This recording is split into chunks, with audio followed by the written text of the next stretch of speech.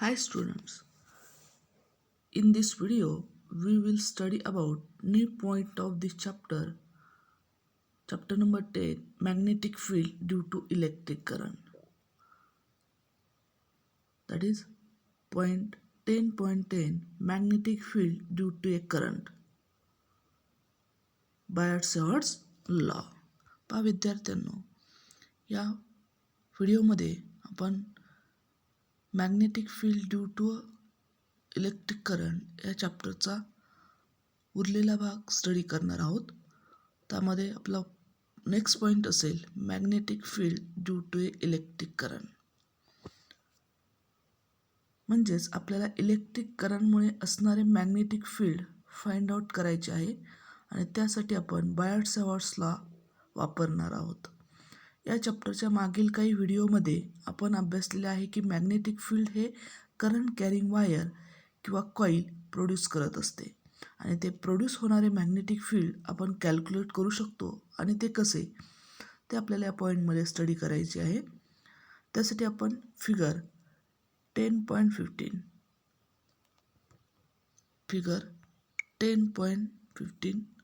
Study consider करणार आहोत, विचारात घेणार आहोत. ती फिगर काय दाखवते तर which shows arbitrary shape wire carrying a current I and DL is the infinitesimal small element along the wire. ही फिगर आपल्याला काय दाखवते तर त्यामध्ये arbitrary shape current carrying wire आहे. This is the arbitrary shape current carrying wire in which current I is flowing across that wire and DL is the infinitesimal small length element of that wire. ह्या वायरचा small length element आपण consider केला तो काय आहे DL, which is having small length, infinitesimal small length. आणि या ठिकाणी असणारे करंटची direction along the length of element DL bar vector असेल. या ठिकाणी असणाऱ्या करंटची direction along the length of vector DL bar असेल. जर आपण small element DL bar consider केला तर त्याने प्रोड्यूस केलेला फील्ड हा डिफरंट मॅग्नेटिक फील्डसुद्धा स्मॉल असेल. म्हणजेच लेंथ एलिमेंट स्मॉल कन्सिडर केला आपण DL तर त्याने प्रोड्यूस केलेला मॅग्नेटिक फील्डसुद्धा स्मॉल असेल, which is denoted symbol DB bar. At a point P, that is the magnetic field DB bar which is due to the small length element DL and that magnetic field DB bar at a point P. This is the magnetic field DB bar at point P, which is at a distance R bar from the element vector, from the current element DL bar. म्हणजेच DB बार हा magnetic field असणारे small element DL बार पासून R बार एवढ्या डिस्टन्सवर असणाऱ्या P पॉईंटचं असणारा magnetic field. या ठिकाणी this cross sign indicates that, काय दाखवते क्रॉस साईन तर magnetic field DB bar is directed into the plane of the paper. Magnetic field जे आहे त्याची डायरेक्शन कशी असणार आहे into the plane of the paper. Let us calculate the DB bar at point P which is produced by the current I flowing through the element DL. या ठिकाणी आपल्याला काय फाइंड आउट करायचं आहे magnetic field DB bar which is at a point P from distance R bar from length element having distance R bar. Length element DL पासून R बार एवढ्या डिस्टन्सवर असणाऱ्या P पॉईंटचं magnetic field आपल्याला फाइंड आउट करायचं आहे DB बार. आणि ते काय आहे DL या लेंथ एलिमेंटपासून R बार एवढ्या डिस्टन्सवर आहे. त्या आर्बिटरी शेप वायरमधून फ्लो होणारा करंट जो आहे तो किती आहे I, आणि ह्या फ्लो ऑफ करंटमुळे प्रोड्यूस होणारं हे मॅग्नेटिक फील्ड आहे. आणि ते मॅग्नेटिक फील्ड DL या स्मॉल एलिमेंटसाठी आपण कन्सिडर करणार आहे, म्हणजे स्मॉल मॅग्नेटिक फील्ड DB बार असणार आहे. So net magnetic field at point P. Let us calculate the DB bar at point P, which is produced by the current I through the element DL. So net magnetic field म्हणजेच total magnetic field at point P जर आपल्याला find out करायचं असेल तर त्यासाठी which can be obtain by superimposition of magnetic fields D B bar at point P due to different length element at that point along the wire. आता ही जी wire आहे आर्बिटरी शेप्ड वायर ती D एलसारख्या अनेक small एलिमेंटपासून तयार झाली आहे.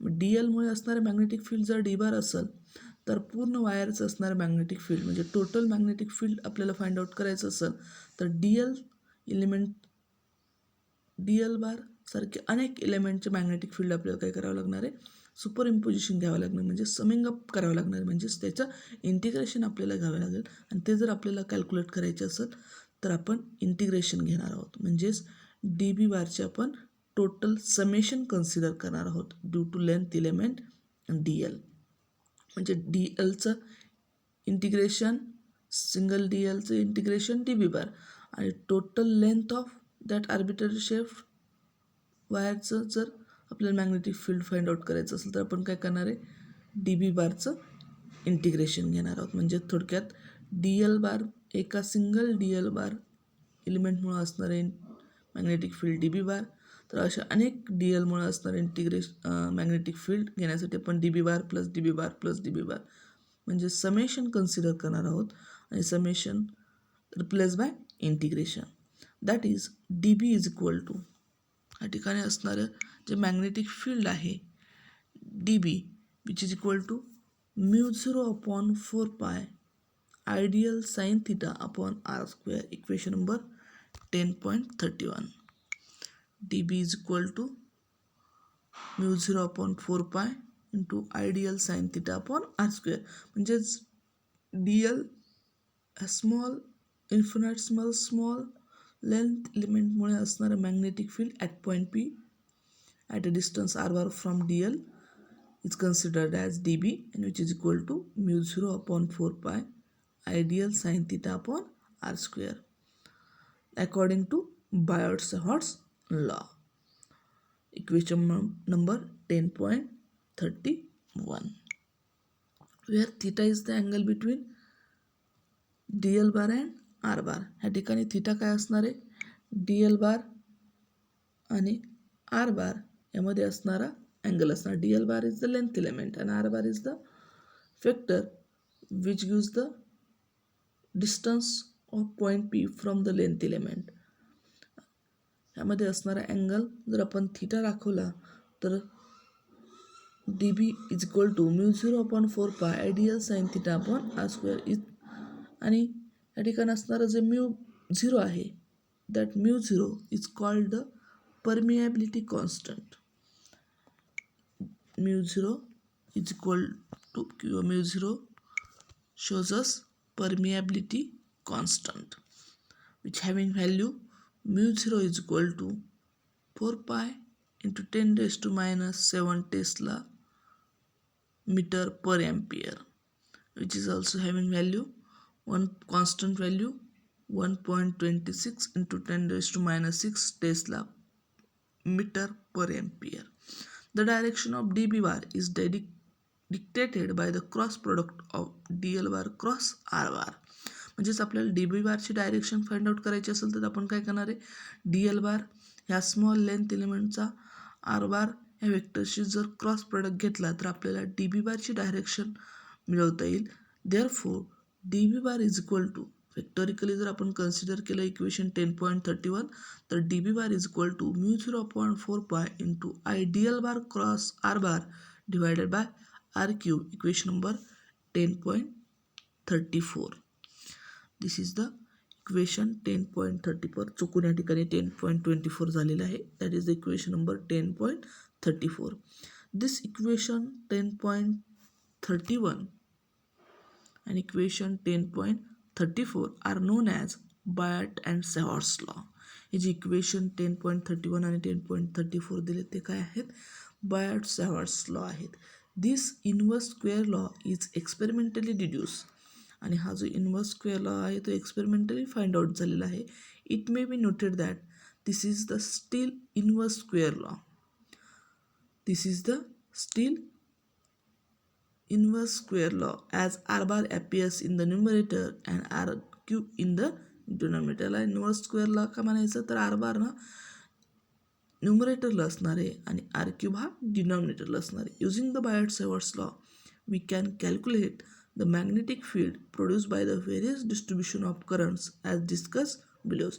म्हणजेच बायट-सेवर्ट्सचा लॉचा यूज करून आपण वेगवेगळ्या ठिकाणचे असणारे मॅग्नेटिक फील्ड फाइंड आउट करू शकणार आहे वेगवेगळे करंट डिस्ट्रीब्युशनचं. म्हणजे जर पण current carrying wire straight long wire consider केली तर त्या ठिकाणी असणारे मॅग्नेटिक फील्ड आपण कन्सिडर करू शकणार आहे, फाइंड आउट करू शकणार आहे using Biot Savart's law. So this is our point, magnetic field due to a current